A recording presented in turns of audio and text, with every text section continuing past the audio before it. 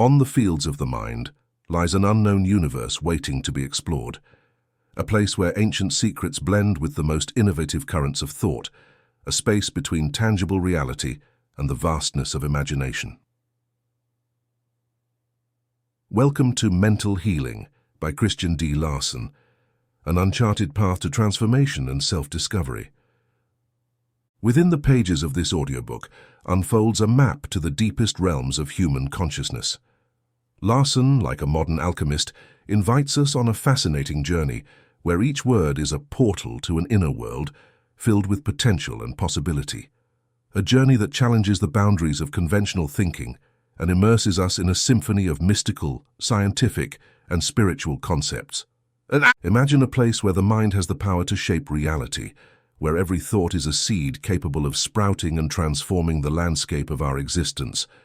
Through ancient principles and contemporary practices, this audiobook reveals how to unlock the hidden potential of the mind for healing, rejuvenation, and elevating life to new heights. The pages of Mental Healing resonate like an echo of ancient wisdom, conveying a profound and timeless understanding of the inner power of the human being. The coded secrets in these words invite the listener to embark on a journey into the unknown, towards the realization of potential beyond ordinary limits. Here in these recordings, the boundaries between reality and imagination blur. A vast canvas unfolds where possibilities are infinite, and the mind is a fertile garden ready to be cultivated with seeds of introspection, knowledge, and personal fulfillment. Prepare to dive into a mental odyssey, where darkness transforms into light and mysteries into answers. Are you ready to explore the mysteries of the human mind and discover healing for the soul and spirit? The threshold of this extraordinary journey awaits your step to reveal the secrets that reside at the very core of your being. Lesson 1. The healing of nervousness is a well-known fact that a considerable majority of people in this country are more or less addicted to nervousness in one form or another. And since nervousness is the direct cause of all mental ills and the indirect cause of many organic as well as functional physical ills, there are few things more important than finding a method by which nerve health could be assured. Finding a remedy for this malady has always been a problem. Medicine in general serves little, and various forms of other therapeutic systems reach only a limited number of cases. Therefore, the discovery of a remedy that could apply to all cases, or nearly all cases, would easily be considered one of the most notable discoveries of the time.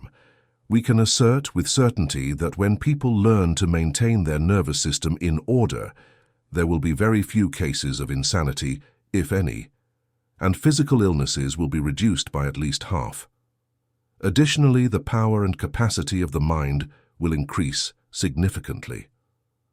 Most brilliant minds in the world fail to achieve all they are capable of due to various nervous problems, which not only tend to reduce the amount of mental energy, but also to confuse the intellect and invariably divert the imagination.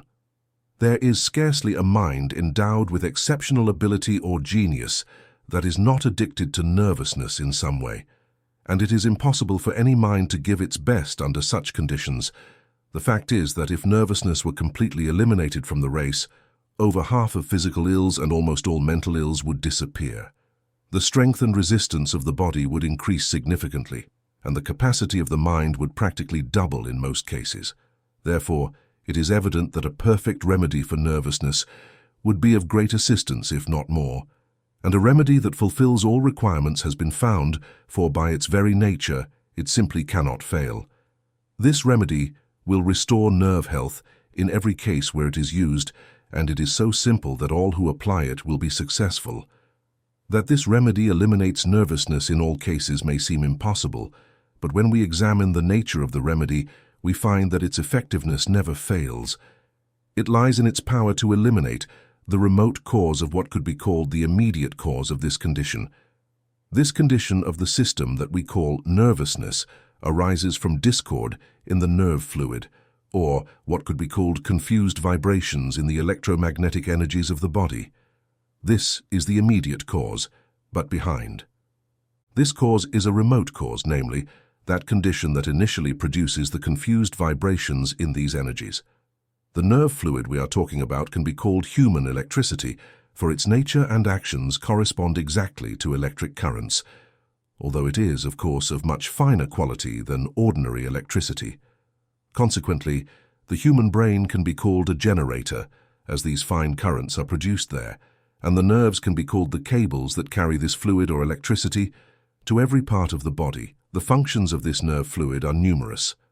Every thought, state, condition, or action produced in the mind is transmitted to the entire body by these nerves or cables through the force of this fluid. And in turn, everything that happens in the entire system is transmitted to the brain by the same process. The nervous system is thus a human telegraphic system through which the mind is constantly informed of the events of its own world. It also constantly gives instructions regarding what must be done in every part of its world, and we can easily understand how false information or data can be transmitted, and how urgent news can be delayed in its transmission if these finer electric currents are disturbed. When a person suffers from nervousness, they are often deceived regarding the state of their system. The reason is that they receive false information because the telegraphic system is not in perfect order. Similarly, such a person may fail to get the exact facts about their condition. Conditions may develop in their system of which they are not aware because information gets lost along the way. The same situation, however, is often caused by the use of drugs. When one takes drugs to relieve pain, the pain is not eliminated, but is simply numbed, or the information of pain does not reach the brain. Occasionally, this process may be acceptable, but if one interferes too much with the information transmission function of the nervous system, it will paralyze it to such an extent that most sensations perceived will be false or exaggerated. When people imagine they have diseases that do not exist in their system, a paralyzed or perverted nervous system is generally the cause. They receive false information about their own condition and believe it to be true because it seems very real. However, everything that seems real is not necessarily true. In fact, the more disturbed and perverted the nervous system is, the more these false impressions seem real. The reason is that a disturbed nervous system is abnormally sensitive. Lesson 2. Another function of the nervous system is to transmit creative energy to all parts of the body. Every cell in the system is built or repaired by creative energy, and this energy is transmitted by the nerve entering the locality of that cell. Therefore, when the nervous system is out of order, the process of cellular repair or construction is delayed in many places. When this process is disturbed, or the normal activities of the process are disrupted, not only is the system in poor condition, but false developments can occur. When creative forces are disturbed or misdirected in any part of the system, they cannot continue the normal cellular construction, and in many cases, they start to produce erroneous cellular construction. In this way, tumors, cancers, cysts, cataracts, and all kinds of abnormal developments can form. In this regard, we must remember that practically all abnormal developments in the human system have their origins in nervous conditions of some kind. Therefore, perfect health of the nervous system, if maintained throughout life, would absolutely prevent all these abnormal developments in the human system. When the creative energies of the system continue their normal activities, it is impossible for abnormal developments to form. To maintain these energies in their normal state of action, the nervous system must be in order. In other words, every nerve must enjoy good health. Going into details and fully describing the various effects that result from the actions of the nerve fluid would lead us into every phase of physiological psychology, and entire volumes would be necessary. However, our intention here is not to present a complete treatise on this vast subject, but simply to present as briefly as possible the practical application of an effective nerve remedy. The various effects of the nerve fluid in all its functions will be correct when the cause is correct. The cause is correct when the vibrations of the body's electricity are normal. Therefore, producing and maintaining such normal vibrations must be our goal. It has been said that confusion in the vibrations of nerve forces is the immediate cause of nervousness, and also that this force is generated in the brain. Therefore, to find the cause of this confusion, we must go to the brain, or rather to the mind. When we analyze the mind, we find that each mental attitude produces a corresponding action in the brain and, to some extent, modifies the forces generated in the brain. As the brain is the dynamo that generates nervous forces, i.e., the electrical forces of the nervous system, it is evident that a disturbed mental state will produce a corresponding action in the brain, disrupting the vibrations of the forces generated in the brain during that particular mental state. Eliminating any confused attitude or disturbed state of the mind, therefore, seems to be the perfect remedy. This would constitute complete prevention, not necessarily a remedy to be used when actual nervousness is present. To avoid nervousness altogether, one must become the master of their thoughts and feelings and learn to create only mental states that have a harmonious and healthy effect on the body. However, this requires a profound understanding of metaphysics, as well as considerable time, and it necessarily involves constant growth. Moreover, many disturbing mental states are found in the subconscious and can only be eliminated when the entire mental state is renewed and perfected. Renewing and perfecting both the subconscious and conscious mind should be the constant goal of every individual. Nevertheless, as long as we work towards this complete prevention, we need quick remedies ready to eliminate the results of our past or present errors. Even as we work for complete prevention, we need remedies or methods that quickly eliminate errors to prevent any further negative effects. Additionally, many people are unable to remain undisturbed amid the chaos of the world. They are constantly faced with discord and need immediate assistance to prevent this discord from producing harmful effects. Therefore, we need effective remedies for the present, as well as a system of thought and life, through which we can gradually offer complete prevention. Lesson 3. Analyzing conditions. When we analyze the various conditions that disturb the nerves, we find that a disturbed mental state is the distant cause. Therefore, peaceful mental states must be the remedy. Disturbed mental states affect the electrical energies generated in the brain, and as these energies follow the nerves throughout the system, the entire system will be in discord. Conversely, peaceful mental states will cause the electrical energies generated in the brain to become calm, serene, and harmonious, and the entire nervous system will follow suit. Creating only peaceful mental states ensures there is no discord in the system, and when discord disappears, so does nervousness.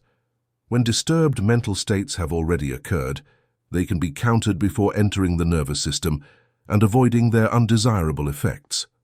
The process is simple and can be effectively applied by anyone. Firstly, life and thought must be as calm, serene, and peaceful as possible. Secondly, any cause of disturbance or nervousness, whether acute or chronic, conscious or subconscious, must be eliminated by cultivating serenity and peace. As long as the nervous force is still in the brain, its vibrations can be modified by changing the actions of the mind.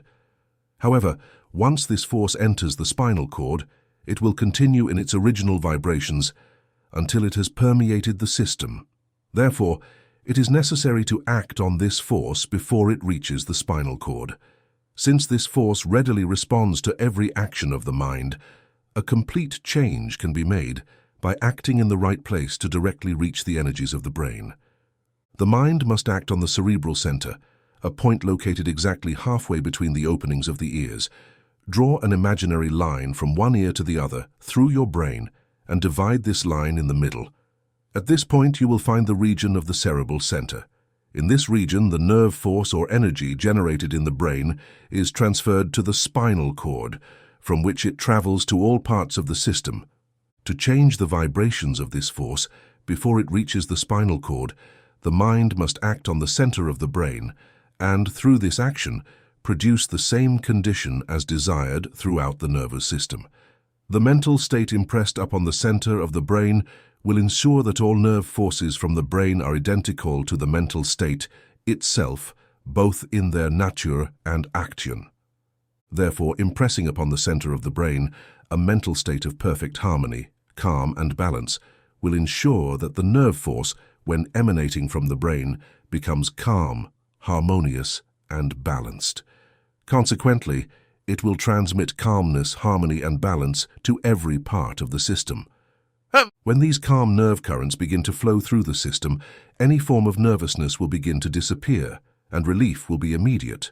All heart weaknesses will also cease, and normal action will be ensured, as practically all heart problems originate from disturbances in the nervous system.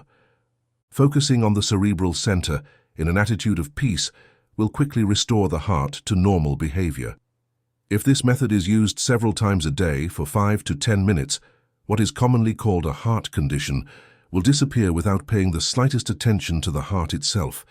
To apply this method perfectly, direct your attention to the center of the brain and gently focus on this point while thinking calmly but deeply of serenity, peace, tranquility, and harmony. Try to feel at that moment that everything in the center of the brain is still, perfectly still, that everything is calm, easy, and at rest. It is important to remember that during the application of this method, one should not think of the mind or body, but all thought must be directed towards the peaceful state we imagine is occurring in the center of the brain. If you can focus all your attention on the center of the brain at that moment and feel that all the energies of the mind and brain are moving gently towards the center of the brain, then you will realize perfect harmony throughout your system. Even in a few seconds, this state of mind will quickly permeate the entire region of the cerebral center and all energies passing through the spinal cord, and from there into the nervous system will change and become calm and serene, as this condition is in the cerebral center, through which these energies always pass.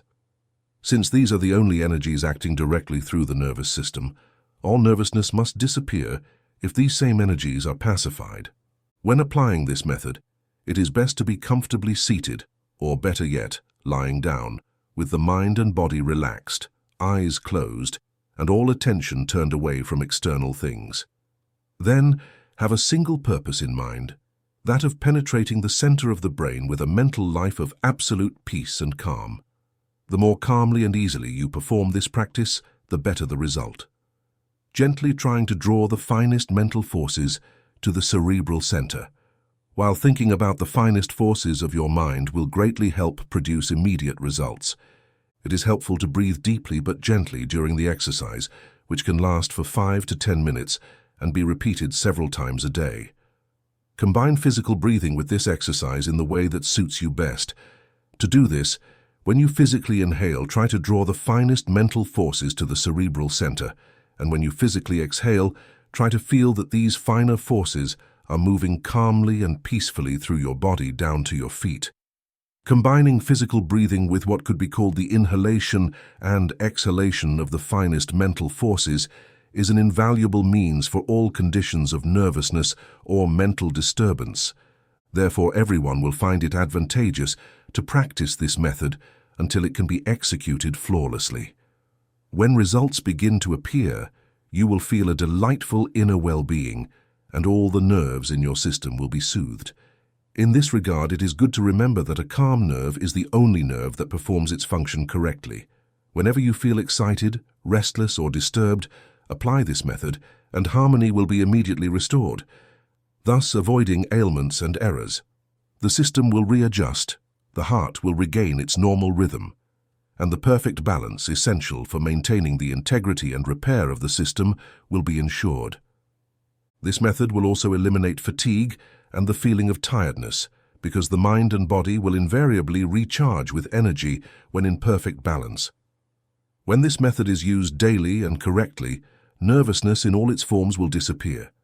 Perfect nerve health will be guaranteed, and the system will be placed at a higher level of harmony, which is extremely valuable for promoting physical or mental development. Trying to feel the subtlest essence or life of the mind, while focusing on balance in the center of the brain, is very important, because when the finest life is felt, the subconscious is impressed. When perfect peace is transmitted to the subconscious, the work is well done. When the subconscious is calm and serene in all its actions, every atom of the system will function in perfect harmony, and every action, no matter how fast or strong, will be absolutely calm and serene. Lesson 4. An essential element in healing. An essential element in healing nervousness is to eliminate the tendency to think or act unconsciously. Unconscious action, meaning doing one thing while thinking about another, will result in divided attention, and divided attention leads to a decrease in self-control. As long as the attitude of self-mastery and self-control is perfect, nervousness will be impossible. However, as soon as the mind begins to lose control over various functions of the system, nervousness begins. What is called nervousness is nothing more than a confused action between nervous energies. Since the mind is the original cause of all actions that occur in the human system, confused action in any part of the system must initially arise from confused mental action. The fundamental cause of confused mental action is divided attention, and divided attention arises from having multiple things in mind at the same time. The rule should be to have only one thing in mind at a time. You may have 1,000 duties to accomplish each day, but direct your attention only to one at a time. Train yourself to do this, and you will be absolutely free from nervousness throughout your life. The collapse of the nervous system is not due to the amount of work, but to the dispersion of your forces, and only the division of your attention can scatter your forces. However, attention division can occur in several ways. Trying to do too many things at once is one. Living a complex life is another, although the main cause usually lies in the imprudent use of the imagination. Most people do not know how to use imagination constructively, which usually makes their actions disorderly. The result is confused mental action, followed by confused actions between nervous forces. The same happens in lifestyles and thinking patterns, where the imagination is brought to abnormal states by excitement or various forms of mental intoxication. The result is mental confusion. When the forces of the mind are agitated, the nervous forces do the same, as the nervous system is directly connected to the brain in general, as well as to every individual action taking place in the brain. When the energy of the system is exhausted, all functions of the body or mind, including imagination, are unable to continue normal actions. The result is abnormal or confused action, which can be followed by some kind of nervous ailment or crisis. However, the primary cause of energy depletion in the system is not always physical.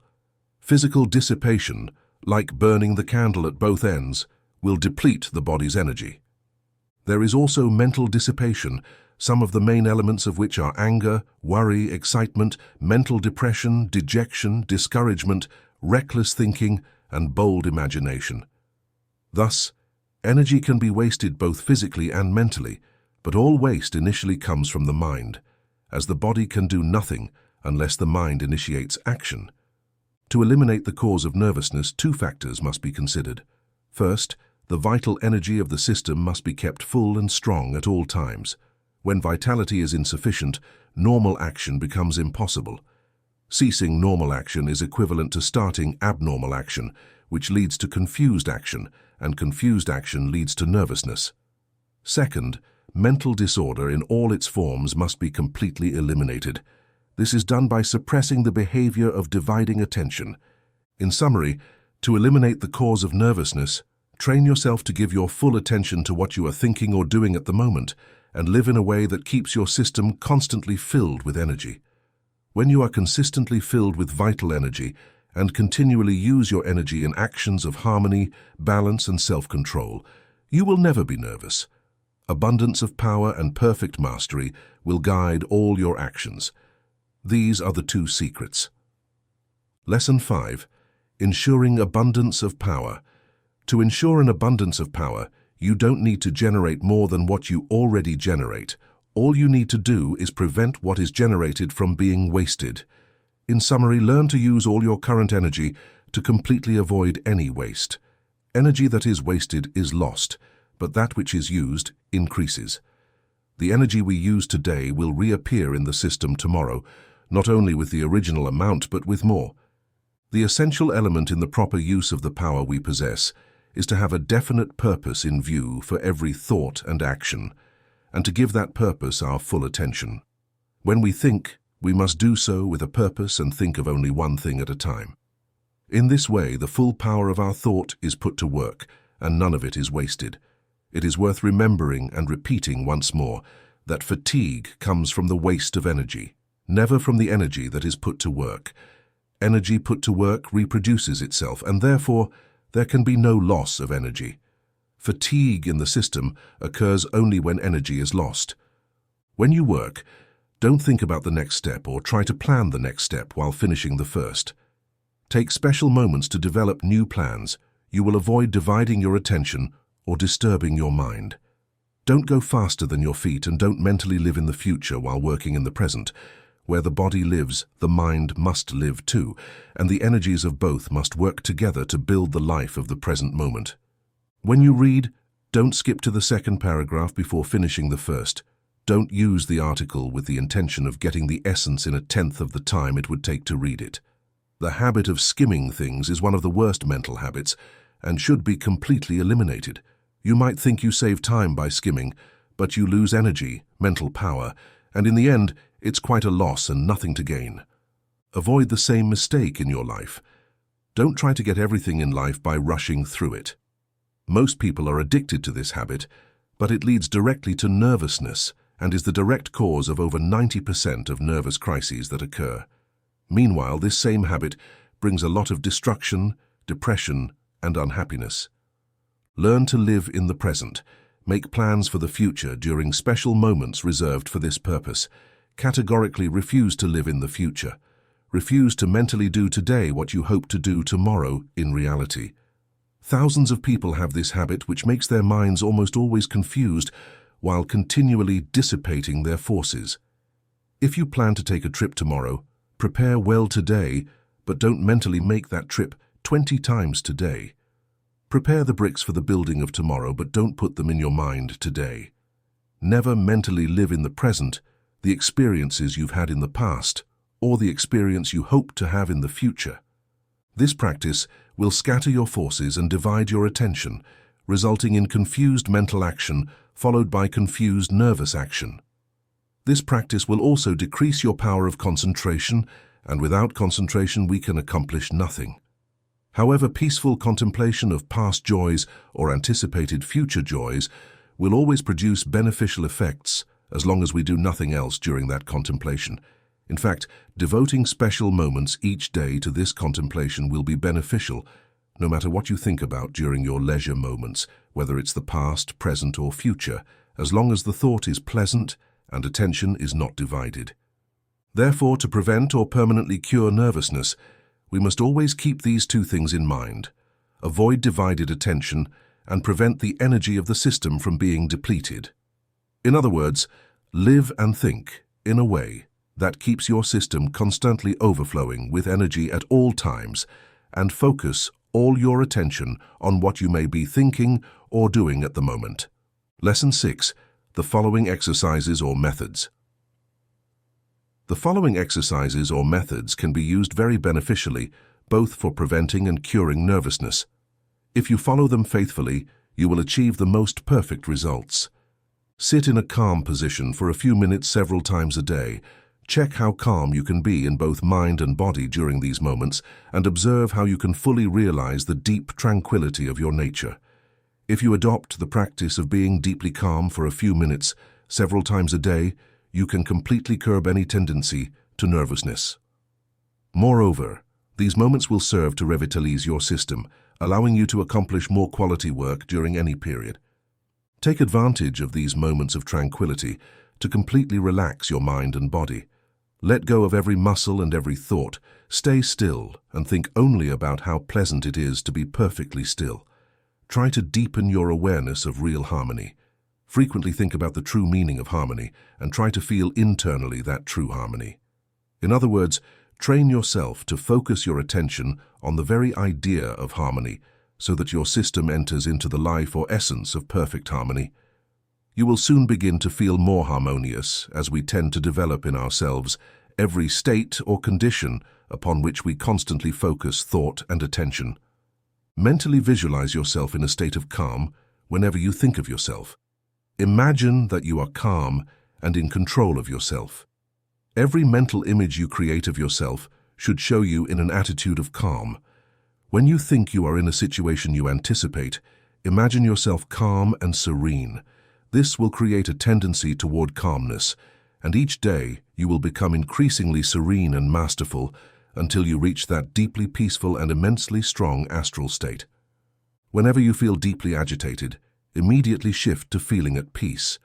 In this way, you impress peace, harmony, and calmness into your subconscious. The more peace you imprint on the subconscious, the more peaceful you will feel in your entire inner nature. The underground currents of your life will become harmonious and serene in their actions.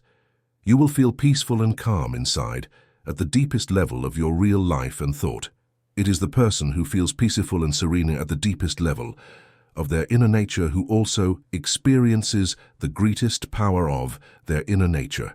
Such a person is strong and dominant. They possess true willpower. They have complete control over everything within them. They have not only acquired the power to be well, but also the power to accomplish worthwhile things. Always remember the great law. The deeper your awareness of peace, the greater your possession of power. Refuse to be vulnerable. Never say or think that you are vulnerable when you feel on the verge of being hurt. Tell yourself that you can endure anything and decide to handle things correctly in this regard. Be offended by nothing. Refuse to stoop to the petty position of feeling insulted and reject any form of indignity that may be directed at you. Have too much respect for your nervous system to feel bad about what people say or do and have too much common sense. To waste energy brooding over problems when you know that this same energy, if well used, could solve all your problems. Never mentally dwell on anything unpleasant, for to do so is to steal life from your nervous system. Reflecting on misfortune, problems, or losses is equivalent to stealing energy and life from your nerves and organs. All this to keep alive the ugly and distressing memories that these misfortunes have imprinted on your mind. When you do this, you simply starve your nervous system to perpetuate the existence of mental monsters. The result is nervousness, then nerve crises, and in many cases, loss of reason or life. All of this can be easily avoided. Absolutely refuse to remember the unpleasant aspects of the past or dwell on the dark side of any condition that may exist in the present. Immediately redirect your attention to the richest and greatest possibilities that each experience may contain and positively engage in the very spirit of these possibilities. You will soon realize that your gain is greater than your loss and that you have the power in the days to come to multiply this gain an indefinite number of times. Never think about nerves, never say that you are nervous, and never consciously think about a condition that may exist in any part of your system.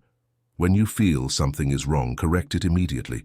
The more you avoid thinking about evil or the organ where the evil may reside, the better. Think that your whole body is healthy and constantly live in the life, health, and strength of that thought. When you want to change physical conditions, don't mentally act on the physical body and don't focus your attention on physical organs. The approach is to produce the desired cause in the subconscious, and the desired effect will soon appear in the physical personality.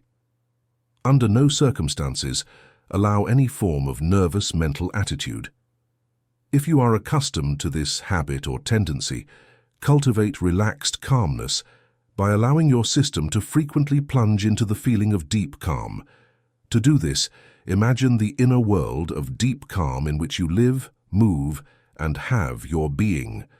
Then simply allow yourself to plunge into the peaceful life and deep calm of the soul of this world.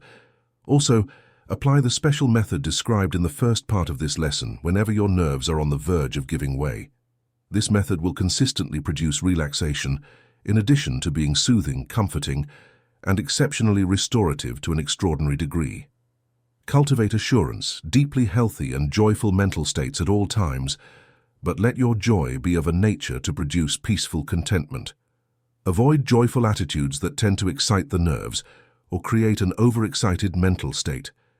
It is deep and quiet joy, joy that becomes deeper, softer, and more peaceful as you savor it for a long time, that you should seek in all circumstances.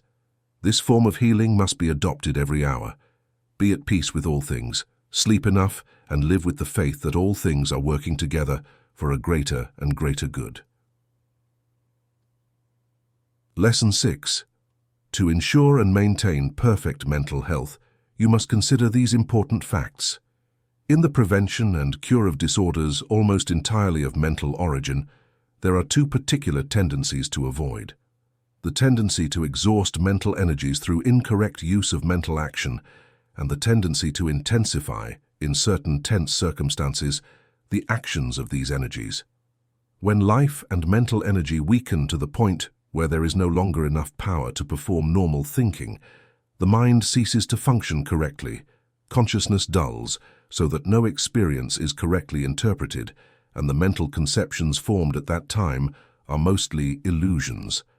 Thought requires energy, just like walking or physical movement. If the body loses too much energy, it becomes too weak to walk, and if the mind loses too much energy, it becomes too weak to think. However, the inability to walk does not always result from lack of physical energy, and the inability to think clearly does not always result from mental weakness. The mind can be filled with power, but when intensified excessively, harmonious and successive mental actions are disrupted, and clear thinking becomes impossible. Such a person usually thinks a lot and is constantly in a state of activity, but their thinking will be disjointed and can lead to false beliefs, erroneous ideas, or even hallucinations of all kinds. A careful study of mental disorders clearly shows that when conditions of overload and overwork are avoided, the mind never becomes abnormal, unbalanced, or disturbed. However, conditions of overload do not only come from excessive mental effort. They can also result from worry, depression, sadness, fear, anxiety, and similar situations.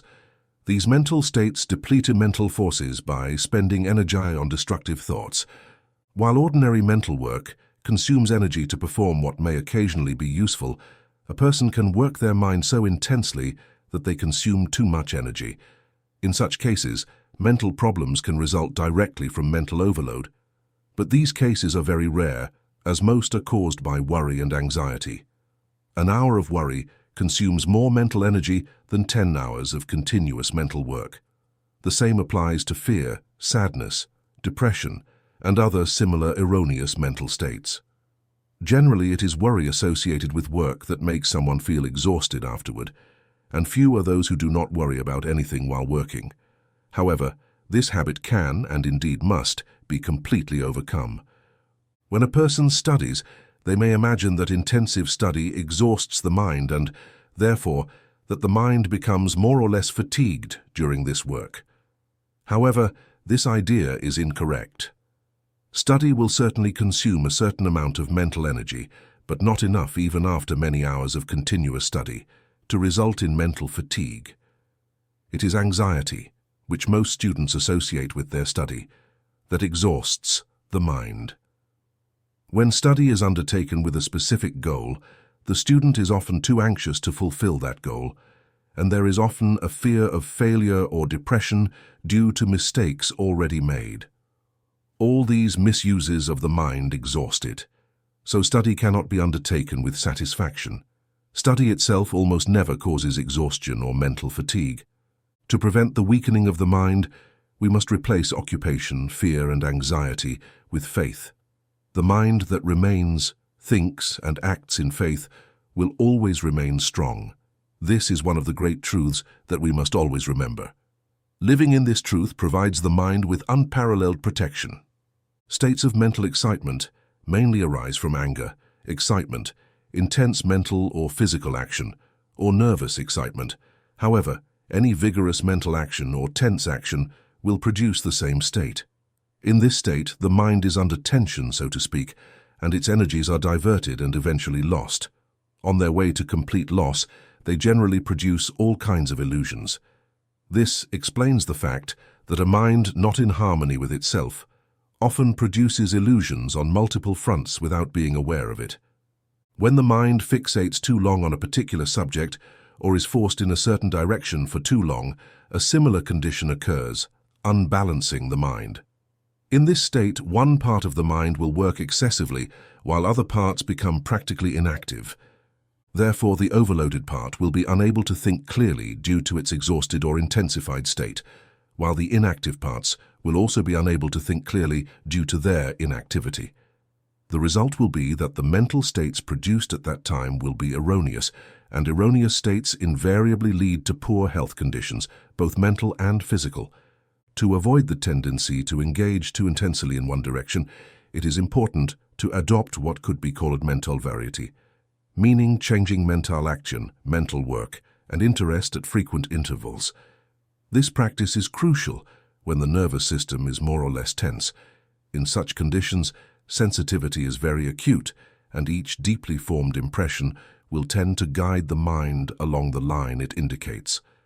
The tendency to operate exclusively in one mental direction is very pronounced, and it is crucial to completely avoid it from the beginning.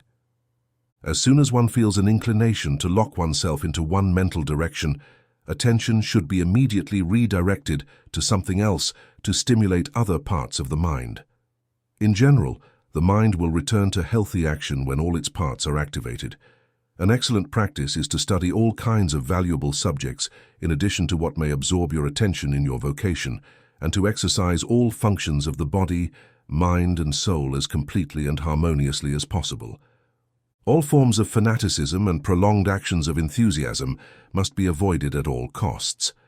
One should not allow one part of the mind to lock into a single idea. When a tendency to isolate the action of the mind in a particular part of thought is discovered, one must immediately seek new experiences. If one finds oneself completely absorbed in places, people, or things, one must immediately seek higher qualities in other areas. To avoid obsessive or excessive states of mind, it is necessary to cultivate complete serenity. Thus, all those who tend to use their minds in this way must immediately work to regain their balance. In a short time, or even much less, the normal action of the mind and body will be perfectly restored, thereby adding a large amount of energy to both physical and mental action. The mind should never fall into depressive states, as this tendency invariably leads to poor mental health. To overcome this tendency, one must cultivate a joyful attitude and the habit of focusing on the best, greatest, highest, and ideal in all things. This must become a permanent factor in all lines of thought. It is essential to remember that a joyful, optimistic, and uplifting mental state can become so strong that any experience we encounter cannot depress or discourage us. Regarding this phase of the study, it is helpful to refer to the previous elements regarding mental tendencies. It is essential to realize the importance of avoiding the downward tendency of the mind. All depressive conditions invariably lead the mind to the point where clear thinking becomes impossible. Conversely, all uplifting or edifying mental attitudes invariably lead the mind to operate in the higher and clear domains of thought, where each thought works, so to speak, in a world of mental light.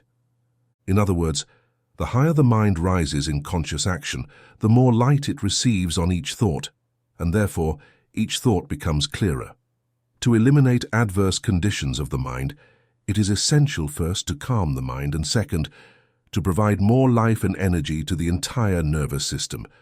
To calm the mind, the special method given for the treatment of nervousness in the previous lesson must be employed. To provide more life and energy to the mind and nervous system, the various energies of the mind must be redirected to follow new paths. When the energies of the mind follow new paths, they stimulate other parts of the mind, reactivating latent mental power. Complete mental power will thus be quickly restored, and perfect mental health as well as fullness of mind will invariably follow. In the 8th lesson, To Heal Despair, it is emphasized that just as outer fields and gardens need the sunlight to thrive and become rich and beautiful, so do the inner wondrous gardens. Recent discoveries in psychology have shown that any talent or mental faculty cannot develop satisfactorily without an excess of clarity and joy in the mind. There must be sunshine in the mind for it to develop. As long as this mental sunshine persists, development is continuous, provided that the mental soil is enriched by rich thoughts and cultivated with care through being and acting. It is essential to cultivate joy, as necessary as cultivating skills and abilities. The prevention or healing of despair is just as important as the prevention or healing of any physical disease. A downcast mentality is a sick mentality, and a sick mentality is more detrimental to human well-being than a sick body. To progress, grow, advance, and flourish continually, we must eliminate any state of despair and establish a state of perpetual joy. Happiness is the natural state of the mind. When the mind is in perfect health, it is always happy. In reality, a healthy mind can only be joyful. Therefore, when you are not happy, your mind is sick and requires immediate attention.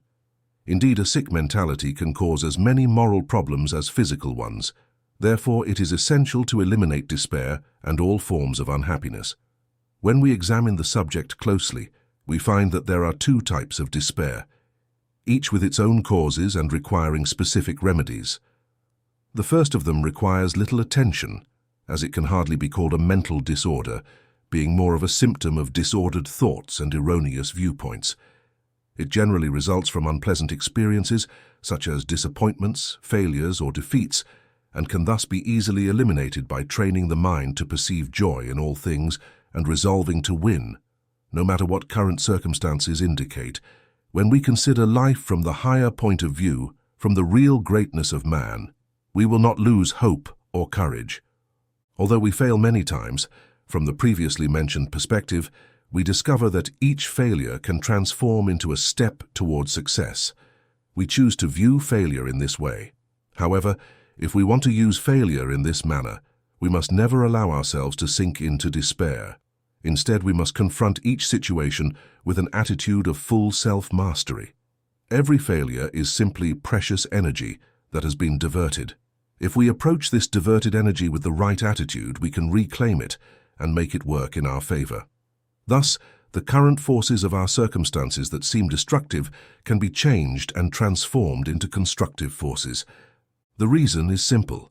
If we can change the direction of our forces or circumstances through incorrect action, we can also change the direction of these forces through correct action, bringing them into alignment with our purpose and plan. So when failure arises, we must not give up in despair, but rather joyfully and masterfully gather the scattered forces and redirect them towards building an even greater success than we could have ever imagined. The man who knows that his possibilities are limitless will never succumb to defeat, and thus he will never be downcast. He knows he will eventually triumph if he continues as he started, and he also knows that every great difficulty overcome invariably means additional power for the victor. Such a mindset can never be disappointed, even in the face of losses and failures in many areas. It knows that it holds its own destiny in its hands and will inevitably achieve what it sets out to accomplish. When we understand metaphysical laws, we know that we cannot afford to be discouraged in any circumstance, no matter how much things seem to go awry. If we maintain a joyful, hopeful, and faith-filled attitude, we are in the disposition that allows the application of our powers and talents in a way that everything will go well. Consequently, the despair resulting from failure or defeat can be easily overcome or prevented by adopting a higher perspective on life. When we know our abilities and constantly learn to master and control our destiny, setbacks do not affect us because they are temporary and, under the guidance of an understanding mind, will soon give way to order, progress, and greater achievements. The second form of despair is actually a mental illness and must be treated as such. It manifests in different ways and can sometimes result from the previously mentioned conditions.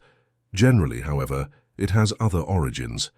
People suffering from chronic despair have everything their hearts could desire and have never experienced disappointment or defeat. Sometimes this form of despair is called melancholy and is a major cause of madness. It is important to remember that a mind that is always happy can never go insane. This is a great truth that must be seriously considered and fully applied in all circumstances. The main causes of chronic despair are as follows: depletion of nerve force or mental vitality, misdirection of emotions, disturbance of the major nerve centers, especially the solar plexus. Disorder of physical activities. The first cause is easy to prevent, and conditions resulting from this cause can be eliminated by very simple methods. In general, the human system generates enough vitality to meet all needs, and unless this vitality is misused, there will be no exhaustion of the mind or body.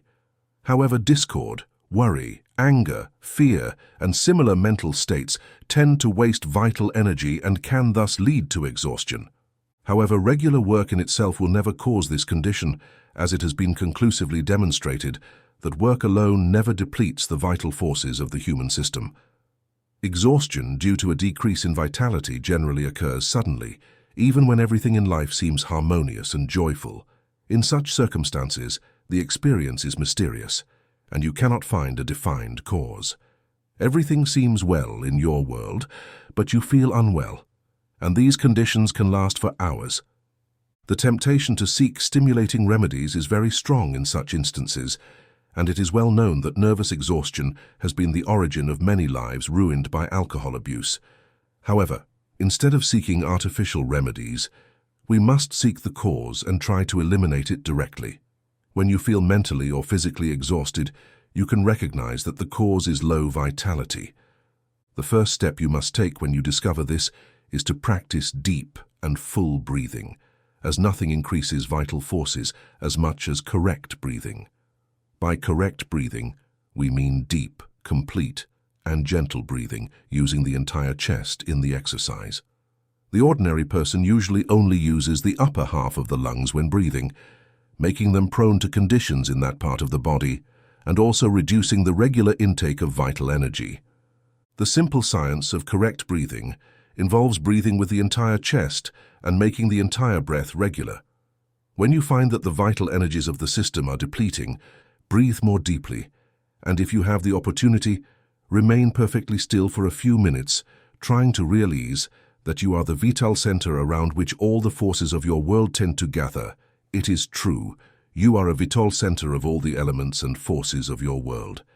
And when you focus your attention on yourself as a vital center of life, you begin to accumulate more life until you are literally filled with an energy you have never felt before. Staying in this attitude for a few moments revitalizes your system, and instead of feeling depressed, you will soon start feeling happier and healthier than you have in a long time. By focusing on yourself as a living center, maintain yourself in perfect peace by realizing that you live, move, and have your being in an infinite ocean of life. Then, gently desire to accumulate all the energy you can grasp and remain silent for a few minutes in this attitude. The results will far exceed your expectations. A number of states of despair are caused by misdirected emotions, and the main cause of this lies in the practice of harboring desires that cannot be fulfilled in the present moment. When energies accumulate in certain parts of the human system, where they cannot be immediately used, the effect is always disturbing and depressing on the nervous system. This, in turn, leads to the manifestation of mental despair, because as long as the unused forces accumulate somewhere, they tend to excite the nerves in that region of the mind or body. This disturbance perverts feelings and emotions. As long as there is a strong tendency to express energy in any way, in any direction, it will cause excitement and disturbance in the mental and physical regions of the system. Feelings of despair can be avoided by refraining from harboring desires that cannot be fulfilled immediately. It is important to learn to live in the present and rejoice in what one has while working toward a better future, rather than being carried away by unfulfilled desires. Mastery of emotions, focusing the mind on clear goals, and managing life to avoid unnecessary excitement are all ways to avoid despair and maintain constant mental peace. This, in turn, promotes good mental and physical health. A large amount of energy will flow in that direction, and if its expression is denied, it will accumulate, resulting in abnormal conditions in that part of the mind or body, whose reaction always produces an unpleasant feeling in the mind. To avoid this, we must learn to harbor only desires that can be realized in the present moment, and also learn to transmute our energies so that any energy that cannot be used in certain functions at the moment can be drawn towards other functions where it can be used more effectively. We must never allow the existence of a desire that cannot be realized instantly. When such desires arise, we must immediately redirect our attention elsewhere. This deviation of attention will tend to draw the energy associated with that desire towards other parts of the system where it can be practically utilized. In this regard, a few examples will be helpful. If you cannot honestly satisfy your desire for stylish clothing, change that desire and instead desire a beautiful soul. If you cannot satisfy your craving for rich food, train yourself to desire rich thoughts instead. If you currently cannot fulfill your desire for physical offspring, shift your focus to the mind and cultivate great talents instead. Numerous similar illustrations support this idea. Those who apply this concept will find that it is simple to prevent physical and mental imbalances that may arise in the system when our energies do not flow in their original channels. By gaining more precise control over the energies of our system, we can direct them to any organ, function, or faculty that needs strengthening at a given time. As this understanding firmly takes root, we will notice that the mere desire to direct our energy to a specific part of the mind or body, where action is taking place, results in all excess energy from the system flowing directly to that place without delay. Lesson 10. Another cause of misdirected emotion lies in uncontrolled feelings. When we allow our feelings of joy to transform into what could be called hysterical ecstasy, or when we let our enthusiasm carry us away, we are heading for a great fall of the mind followed by depression. Every feeling and joy must be kept in balance, and enthusiasm is at its maximum power when perfectly controlled. This form of enthusiasm that escapes individuals invariably produces abnormal states of the mind, which we must do everything in our power to avoid. When a certain emotional state, due to a lack of control, goes too far in a certain direction, monopolizing the entire attention of the mind, it will accumulate more energy in that place than can be used. This accumulation depresses the mind as it becomes a burden, while other already exhausted parts of the mentality experience a sense of emptiness. That's why you feel powerless and incapable with no ambition every time you are depressed. When we never allow ourselves to rejoice or become excessively enthusiastic, and we never allow the existence of unrealizable desires, and we never allow any feeling to exceed our control, then we completely avoid any depression that might result from the incorrect use of emotions. However, if depression arises from any source, we can remedy it in a few minutes by simply focusing our attention on the cerebral center, as previously indicated in the remedy for nervousness, and by practicing deep and complete breathing. Through these methods, we will restore balance to the nervous system while simultaneously increasing vital energy throughout the system. When considering forms of depression arising from a disturbed solar plexus, we are faced with a problem that sometimes seems mysterious because many people consider the solar plexus to be the junction between the physical and metaphysical aspects of the human system. Those who adhere to this idea naturally believe that much additional energy would be released if the solar plexus became more active. However, this is not true. The reality is that the less conscious attention we pay to the solar plexus, the better. Disturbances that occur in the solar plexus invariably stem from imperfect digestion. When the solar plexus is disturbed, it tends to disrupt all our feelings, both physical and mental. Therefore, we find that depression arising in this manner has its origin in imperfect digestion.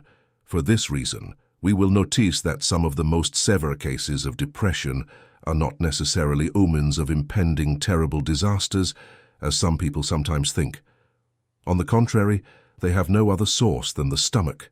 In fact, it can be asserted with certainty that more than 3/4 of depression cases originate from poor digestion. Thus, good digestion, especially when supported by a harmonious and well-prepared nervous system, will prevent most episodes of depression that may affect the average person. Knowing this, we realize the absurdity of taking depression seriously. On the other hand, if we choose to consider these conditions as insignificant and correct them by improving our digestion, we would make great progress toward the lasting restoration of mental health and integrity. Cases of depression resulting from physical disturbances are usually found in individuals who have strong psychic tendencies but do not know how to use these new forces that have emerged in their minds. Whenever a new power awakens, it is essential to understand how to use it correctly, and there must be no serious mistakes in its application. Therefore, no one should attempt to use a new power, whatever it may be, before fully understanding its nature and proper use. The type of depression resulting from a psychic disturbance is generally quite severe, and efforts should be made to prevent it. The only safe method to prevent this condition is to refrain from engaging in psychic phenomena or psychic experience until one understands the psychological and metaphysical laws underlying these phenomena, or until one has achieved perfect self-control. However, for many individuals, these requirements may seem too stringent. In reality, it would be practically impossible for anyone to devote themselves to psychic research if they were to adhere to these requirements. Nevertheless, the majority of us will find it very advantageous not to pay attention to psychic research. Regarding the subject of depression, in addition to the previously mentioned methods, we must use other methods to eliminate the tendency to mental depression. We know that the growing mind, just like the healthy mind, needs constant sunlight. With this understanding, we will undoubtedly do everything in our power to provide this mental sunshine in all circumstances. Our goal is not only health, but also the ability to achieve greater accomplishments in the world. Since achieving both of these objectives requires a growing mind, it is highly beneficial to provide this mental sun that fosters continuous mental growth. Lesson 11. Preventing mental depression. In addition to what has been previously discussed on this subject, two specific causes can often lead to mental depression. The first cause lies in the presence of certain adverse mental states that have become so ingrained that they affect the life of the subconscious. The second cause lies in the presence of awakened subconscious forces that cannot find complete and natural expression. Many people suffer from mental depression. This is because the genius within them tries to express itself in tangible action, but cannot do so due to the lack of harmony between the objective and subjective states of the mind. When there is a large amount of inner power seeking expression, but cannot find the opportunity to do so, abnormal pressure occurs in various parts of the mentality, generally resulting in mental depression. This depression involves more or less sadness, disappointment, or even despair and can last for years, explaining why many geniuses or future geniuses are almost constantly unhappy. The outer mind of the average person has not been trained to respond to the power and genius of the subconscious. Therefore, the inner genius is, so to speak, imprisoned, not allowing it to express and act. It is confined behind the bars of objective limitations and refuses to reconcile itself with this destiny. In some people, the little active inner power is rarely felt, while in others, significant inner powers are constantly seeking freedom and expression. This creates discomfort, dissatisfaction, and mental depression, as well as an apparently desperate desire for the ideal, which sensitive minds find so difficult to bear. When the harmony between the objective mind and the subconscious is complete, the inner power can express itself freely.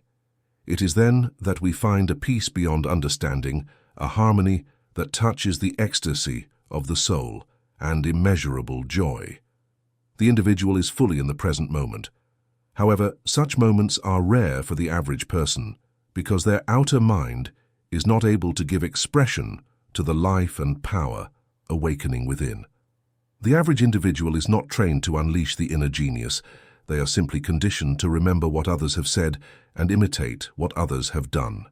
Meanwhile, the inner genius is kept captive and, in seeking to gain its freedom, it creates confusion, depression, numerous errors, and moments of mental despair. Much of the unhappiness that afflicts most ambitious individuals comes from these conditions.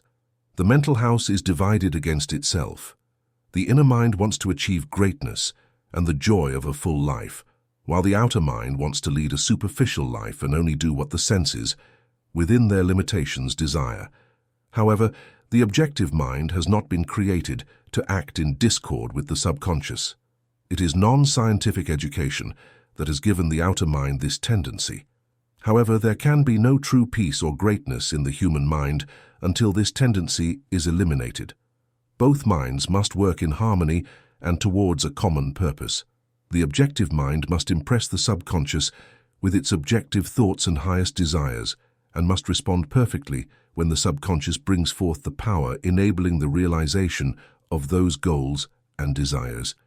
The objective mind must always expect more power from the subconscious and must maintain a receptive, calm, and well-disposed attitude, which is essential for the complete expression of the great inner power.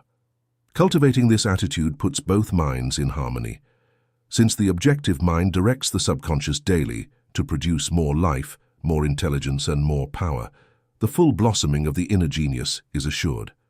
This harmony will allow the subconscious to come out and accomplish what has been commanded. The complete release from depression, chronic discontent, and the inclination toward the darkness of life is achieved when the maximum internal power is allowed to act freely. Bringing the conscious and subconscious into harmony is equivalent to giving every inner power the opportunity to express itself, and relief will come immediately.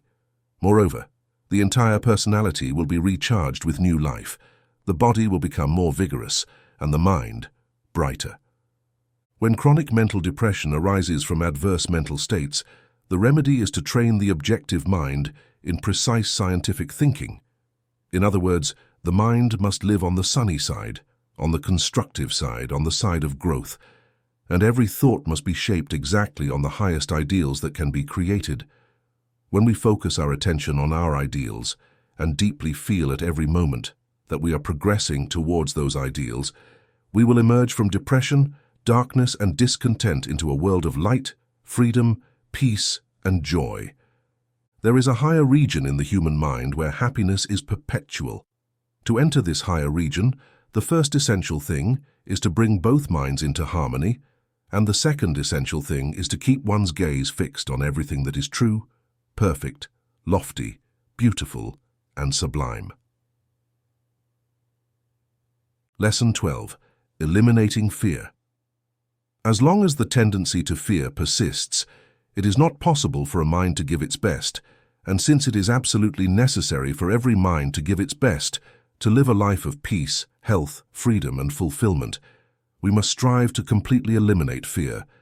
The real origin of all human evils can be traced back to stagnation, and we know that stagnation occurs whenever we do not give our best. Therefore, anything hindering our best self must be eradicated, and there are many things that do so. However, fear is one of the most prominent. It is possible to demonstrate that fear has prevented greater innate minds from applying their greatness than all other adverse mental states combined. It is also possible to demonstrate that fear has spawned more diseases, problems, and misfortunes than any other cause. Thus, eliminating fear would be an extraordinary achievement, to say the least. There are many methods that will eliminate fear temporarily, but to eliminate it permanently, we must find its fundamental cause. This cause has been sought everywhere and found in what can be called the outer time of the present moment. Ultimately, fear is simply a mental state that stems from the apparent uncertainty of the immediate future. If we knew that in the coming days everything would be exactly as we wish, there would be no reason to fear at any moment. But it is this uncertainty with which we mentally come into contact almost every day that is the root of all forms of fear. To eliminate fear, we must overcome this state of uncertainty, and it is good to know that it is possible. This feeling of uncertainty gives rise to several forms of fear, and one of the most pronounced is perhaps the fear of death. We fear death because we feel uncertain about what comes after. The thought of death could never inspire the slightest fear in us. Another aspect concerns calamities.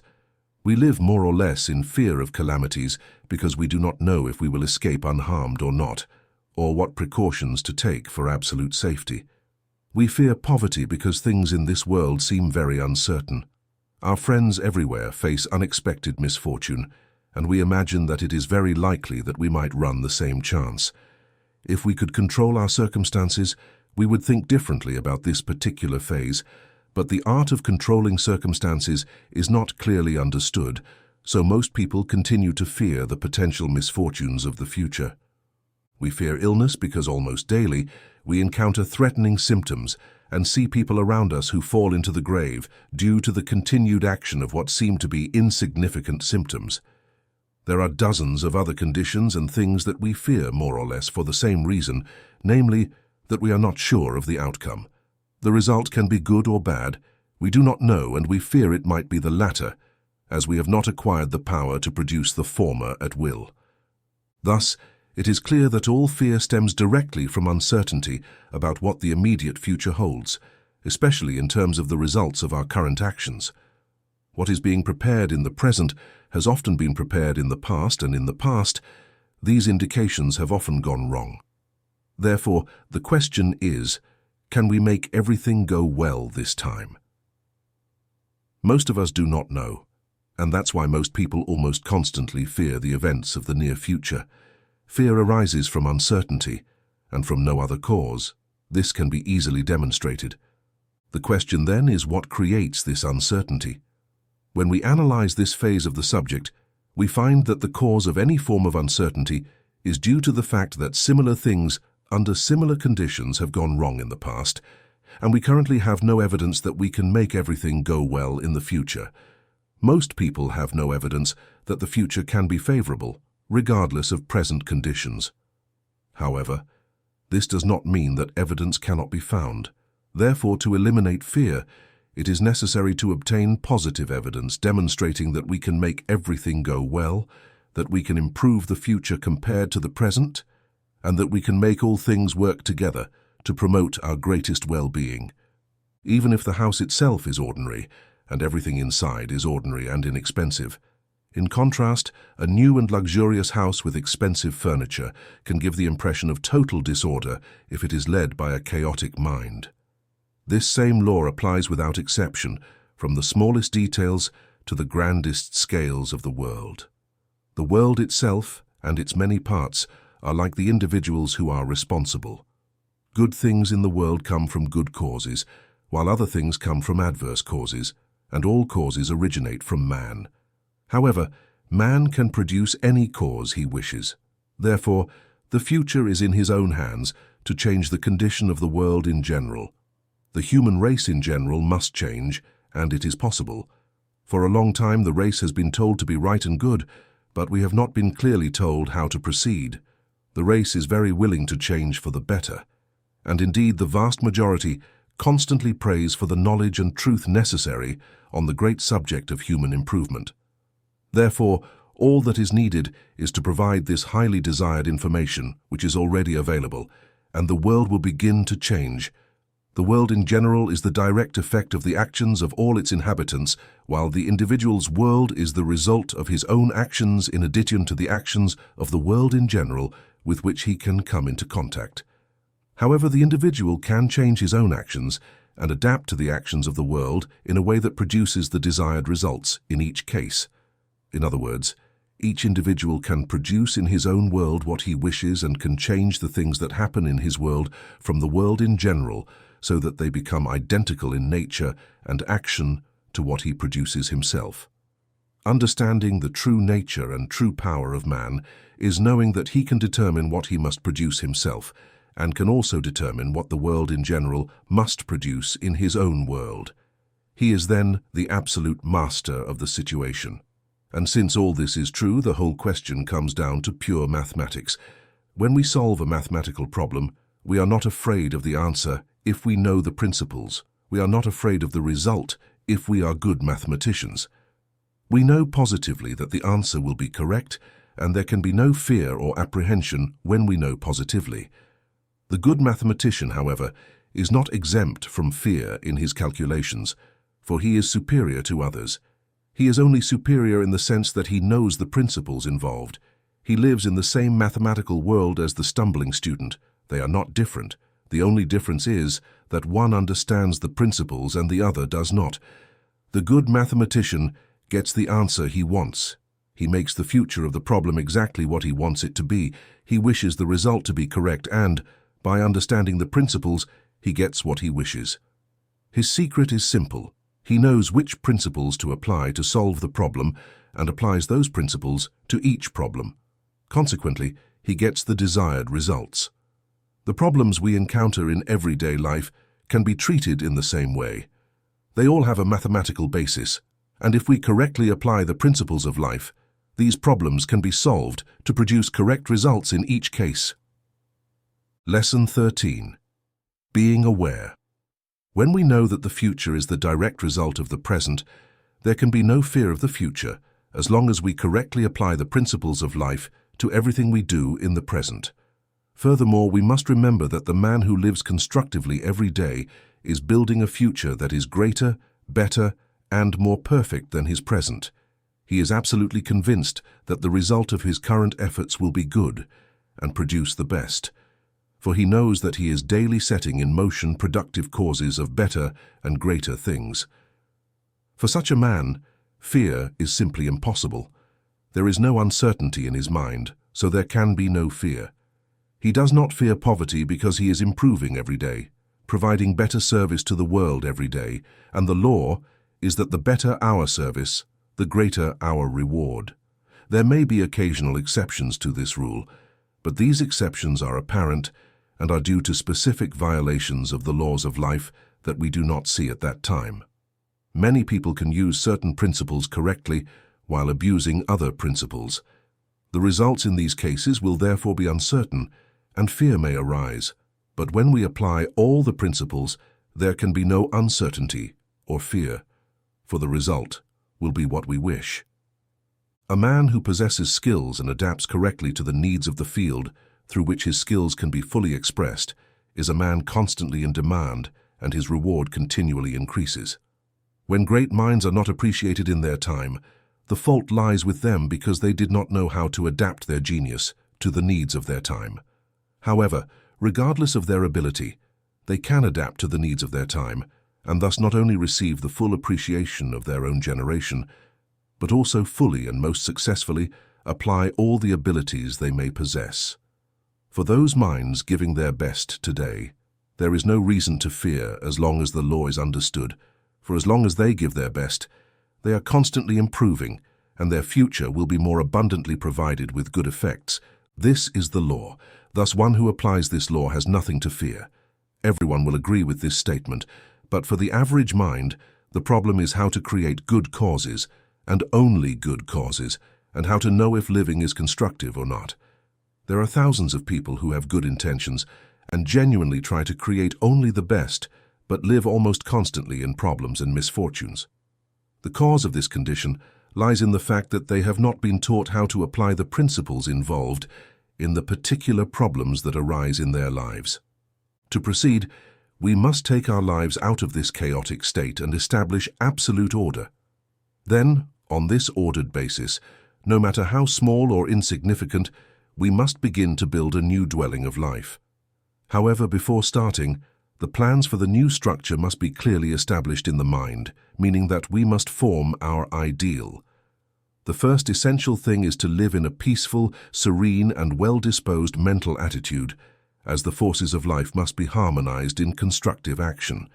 The second essential thing is to take control of one's life by constantly maintaining the awareness of its own possession, meaning that we must always think that life is absolutely in our possession, and in a short time, the power to completely govern our own life will become second nature. The third essential thing is to have a predominant purpose, meaning to make oneself and one's work better every day, to constantly build greater things, both in our own nature and in our environment. In this regard, we must learn to see all things in our imagination as becoming increasingly perfect, for by keeping the mental eye only on the better side, the strong side, and the higher side of everything, we give the creative forces of the mind a higher pattern, and these forces always create in the exact image of the pattern. When we constantly think of the superior and keep our mental gaze fixed on the superior, we create the superior in our own nature. On the other hand, when we think of the dark side, the weak side, the troubled side, the sick side, and the failed side, we tend to create all these conditions in our nature and in our world, and by constantly thinking about them, we thus cause the realization of what we fear. When we devote all our attention to building a higher quality of life and operate with an increasing mastery of the art of channeling our abilities toward positive construction, we then orchestrate a perfect symphony of action in which each element collaborates to forge us greater, better, and exceptional. When all our energies are organized into an army of skilled builders, there is only one possible effect, namely, a perpetual increase in everything desirable in human life. One who uses all their energies in this way will therefore have nothing to fear, as the very cause of fear will have been completely eliminated from their life. It is evident that the challenge of overcoming fear is met by using our faculties in a nobler manner in the present than in the past, and this feat is accomplished by learning to apply the principles of life with an accuracy equivalent to mathematics. There are many things we fear, but undoubtedly the main ones are poverty, illness, calamity, and death. And when we learn to eliminate fear from these four elements, we can also eliminate fear of all less important conditions that are undesirable. To eliminate the fear of death, it is only necessary to convince oneself that life is continuous and that the future life of each individual is the natural result of their present life. The development of what can be called soul consciousness, or the realization of I am, will conclusively demonstrate to any mind that the life of each individual is continuous and endless. In fact, becoming conscious of I am means knowing that I am and life are identical, and that life is indestructible. Add to this the fact that you, the true you, constitute the I am, and you will have a solid foundation on which you can prove to yourself, through pure reason, that you will continue to live eternally. Understanding the laws of cause and effect shows that you can create your own future and destiny, not only in the current sphere, but also in the future spheres of existence. You can make your future existence as beautiful, wonderful, and magnificent as your imagination can conceive. The law is that those who live nobly in the present create a better future for themselves, both in this life and in the life to come. Therefore, those who apply the principles of this law, which simply means the principles of living and thinking correctly, have nothing to fear, neither from death nor the future. For them, death will only be a partially open door to a much richer, better, and more beautiful world. And the future will mean for them successes, achievements, and joys far superior to anything anyone has accomplished in this world. It is interesting to note that those who do not fear death live the longest, best, and happiest lives on earth. It is also well known that those who know they are doing their best in the present never fear leaving this planet at any moment. They are not afraid of change because they know that any change must be a positive one.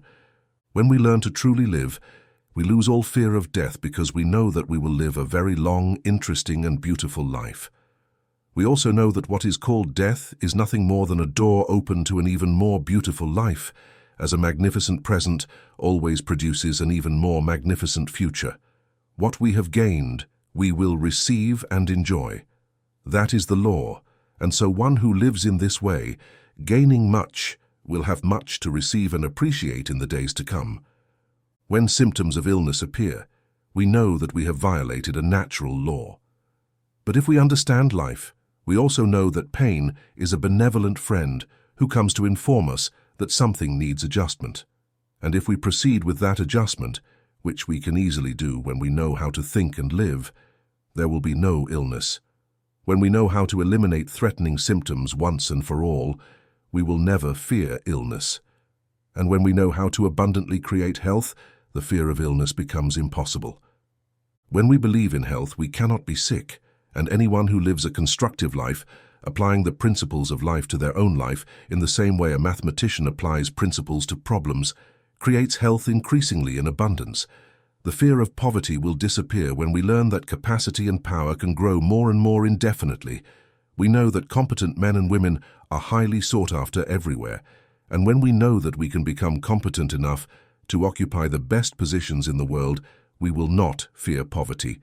Then we will live with the certainty of perpetual growth, and thus all fear of poverty will disappear. You cannot have any fear of poverty or loss when you know that your ability to earn increases every day, and that the demand for your services in the world is constantly growing. Eliminating the fear of calamities, accidents, disasters, and others may seem impossible, as it is often thought that the individual cannot control the causes that produce them. However, when we closely examine the issue, we discover that these unpleasant events happen to us because we do not do what is right at the right time. When we live in accordance with principles, we learn more and more to do what is right at the appropriate time, and we also develop finer senses as we grow mentally and spiritually, allowing us to easily discern the right path in each case, and thus avoid what may not be pleasant. In this regard, it is important to remember that even if we cannot control all the causes of disasters in the world, we can control ourselves. We can steer away from the path of actions of these causes. In other words, we can avoid the path that leads to calamity, and take paths that are always safe when we apply the law of life in a way that constantly creates what is best. we will increasingly experience positively what is best.